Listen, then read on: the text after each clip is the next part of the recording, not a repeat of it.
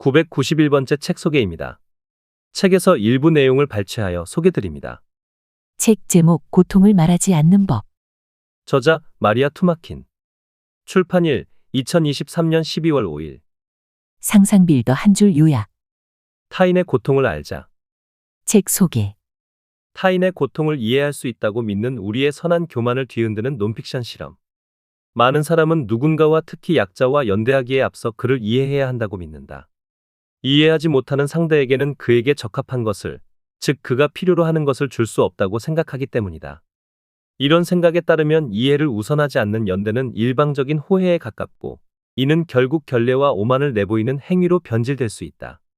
하지만 마리아 투마키는 그 이해조차 이해해 주려는 사람이 섣부르게 베푸는 호해일 수 있다고 말한다.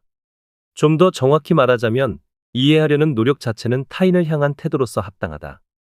그러나 투마킨에 따르면 타인을 이해하게 되었다는 행복한 결말은 결코 다다를 수 없는 자기 만족적인 환상이다. 내가 아닌 타인을, 나를 둘러싼 세계를 이해하려는 노력은 결론에 다다를 수 없는 영원한 과정일 뿐이다. 게다가 그 과정은 성공보다는 실패와 좌절을 더욱 자주 마주하게 된다. 따라서 타인과의 연대는 다음과 같은 상황에서만 지속될 수 있다. 상대를 완전히 이해하게 되는 날은 영영 오지 않을 것임을 인정하면서 수없이 좌절하면서 기어코 계속 시도하는 것. 이 책은 이러한 주장을 설명하거나 이론화하지 않고 글의 구조 자체를 통해 자연스럽게 보여준다. 인간 각자의 고통을 통해 부서진 기억들은 이 책 속에서 실제로 부서진 형태로 나타난다. 즉 여러 에피소드가 순차적으로 배열되지 않는다. 두세 가지의 다른 이야기가 섞여 등장하기도 하고 여기에 시간 순서까지 뒤섞여 있다. 심지어 몇몇 에피소드의 조각은 100페이지가 넘게 떨어진 곳에서 갑자기 발견되기도 한다. 그래서 이 책을 처음 시작한 독자는 그래서 그 얘기가 어떻게 됐다는 거야, 갑자기 나온 이 사람은 누구야라고 생각하며 당황할 수 있지만 곧 이런 서술 방식이 한 인간의 내면을 쉽사리 추적할 수 없다는 사실을 디자인적으로 구현하고 있음을 알아차리게 된다. 하나의 장이 끝날 때쯤이면 그동안 끌어모은 파편들이 머릿속에서 조립되는 독특한 경험을 하게 되기 때문이다. 즉, 이 책 속의 이야기, 사건들은 이해되기 전에 구성된다. 혹은 이해를 거부하면서 발생한다.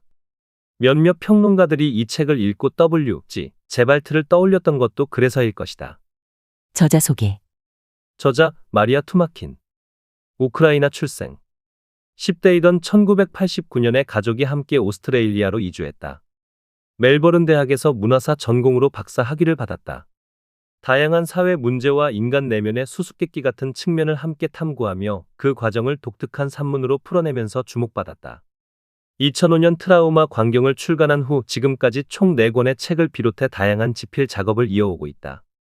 2018년 출간한 고통을 말하지 않는 법 이전미 비평가 협회상 비평 부문 최종 후보에 오르는 등 국제적으로 주목받았다. 책에서 얻은 내용. 어둠으로 깊이 들어갈수록 인간의 마음은 이해할 수 없어진다. 라이오넬 슈라이버의 소설을 원작으로 한 영화 케빈에 대하여는 학교에서 대량 살인을 저지른 청소년 케빈과 그의 어머니를 그린 작품이다. 이 영화가 인상적인 이유 중 하나는 살인의 정확한 동기를 밝히지 않기 때문이다. 영화의 마지막에 가면 어머니가 교도소에 수감된 케빈에게 묻는다. 이제는 말해줘, 왜 그랬어? 그러자 케빈은 이렇게 대답한다. 안다고 생각했는데 지금은 잘 모르겠어. 학우들을 죽인 이유는 명확히 존재하지 않거나 혹은 아무도 발견하지 못하는 것이다. 이보다 직접적으로 현실 속의 총기 난사 사건을 묘사한 구스 반 산트의 영화 엘리펀트는 그보다 좀 더 냉소적인 입장을 취한다. 이 영화는 보통 사람들이 청소년 총기 범죄의 원인으로 지목할 만한 원인들, 예컨대 폭력적인 게임 같은 것들을 영화 속에 언뜻 내보인 다음 그것들이 이 공허한 범죄 행동의 원인이 되기에는 너무나도 작고 사소한 것들임을 알려준다. 왜 아이들이 학교로 가서 사람들을 죽였는가? 그 이유는 누구도 알지 못하며 그것이 이 영화가 선보이는 가장 슬프고도 무서운 메시지다. 고통을 말하지 않는 법 속에도 이와 비슷한 일화가 등장한다. 한낮의 우울로 유명한 작가 앤드류 솔로몬이 콜럼바인 고교 총기 난사 사건의 범인 중 한 명의 부모님을 찾아간 이야기다. 그는 이 부부를 인터뷰한 뒤 다음과 같은 결론을 내린다. 가장 친밀한 인간관계에서도 곧잘 발견되는 인간은 타인을 조금도 알아낼 수 없다는 끔찍한 사실의 피해자. 그렇다면 어둠과 내가 이해할 수 없는 마음들과 어떻게 마주할 것인가? 많은 사람은 누군가와 특히 약자와 연대하기에 앞서 그들을 이해해야 한다고 믿는다. 이해하지 못하는 상대에게는 그에게 적합한 것을, 즉 그가 필요로 하는 것을 줄 수 없다고 생각하기 때문이다. 이런 생각에 따르면 이해를 우선하지 않는 연대는 일방적인 호해에 가깝고 이는 결국 결례와 오만을 내보이는 행위로 변질될 수 있다. 하지만 말이야 투마키는 그 이해조차 이해해 주려는 사람이 섣부르게 베푸는 호해일 수 있다고 말한다. 좀 더 정확히 말하자면 이해하려는 노력 자체는 타인을 향한 태도로서 합당하다. 그러나 투마킨에 따르면 타인을 이해하게 되었다는 행복한 결말은 결코 다다를 수 없는 자기 만족적인 환상이다. 내가 아닌 타인을, 나를 둘러싼 세계를 이해하려는 노력은 결론에 다다를 수 없는 영원한 과정일 뿐이다. 게다가 그 과정은 성공보다는 실패와 좌절을 더욱 자주 마주하게 된다. 따라서 타인과의 연대는 다음과 같은 상황에서만 지속될 수 있다. 상대를 완전히 이해하게 되는 날은 영영 오지 않을 것임을 인정하면서 수없이 좌절하면서 기어코 계속 시도하는 것. 그렇다면 왜 상대를 이해할 수 없는가? 먼저 투마키는 오스트레일리아를 비롯해 소위 선진 국가에 존재하는 여러 사회 문제들을 다루면서 그 당사자들과 대화한다. 자살 생존자, 마약 중독자, 홈리스, 전쟁 이민자, 나치 집단 수용소 생존자, 가정폭력 피해자. 그런데 이 당사자들의 증언과 그들을 둘러싼 상황들은 세간의 통념으로부터 어딘가 벗어나 있다. 정서적 외상 없이 습관적으로 자살을 시도하는 청소년들이 있고, 최선을 다해 홈리스를 도운 결과 그를 사망케 한 사건이 일어나고, 나치의 눈길을 피하고자 가짜로 만들어낸 정체성을 감쪽같이 흡수하고 연기한 서너 살짜리 아이들이 있다. 투마키는 자살 생존자나 마약 중독자 등 다양한 부류의 사람들을 데려온 뒤 그들을 둘러싼 세간의 통념을 보여주고 이어서 그 통념을 뒤집는 사례들을 가져온다. 그리고 이는 자연스럽게 하나의 주장으로 이어진다. 어느 한 인간의 내면을 알아내는 데 있어서 이론이나 선입견은 보조적인 도구에 불과하며 오히려 악영향을 끼치는 경우도 많다는 것이다. 이 책은 누군가를 이해하는 건 엄청나게 어려운 일이라고 말한다. 오직 그 각각의 인격들과 치열한 소통을 펼친 뒤에야 그나마 어렴풋이 짐작할 수 있을 뿐이다. 따라서 인간을 분류하고 집단으로 묶어야만 하는 거의 모든 사회 제도는 그 지점에서 궁극적으로 실패하게 된다. 때문에 몇몇 비평가는 이 책이 대책 없이 암담하다고 평했다. 하지만 투마키는 그 암담함을 직시하지 않으면 약자를 선하고 힘 있는 사람들의 입맛대로 다루게 된다는 사실을 지적한다. 투마킨이 이 책에서 타인을 이해하기 어렵다는 암울한 현실을 밝히는 이유는 그 지점이 바로 이해하기, 말하기, 연대하기의 출발점이기 때문이다. 그는 책 본문에서 다음과 같이 말한다. 그 사람이 나일 수도 있었다고 말하려면 우리는 먼저 그 사람이 누구였는지 물어봐야 하지 않을까? 그리고 그 물음에 주어진 답을 해독하는 데에는 보통 영겁의 시간이 걸리지 않던가.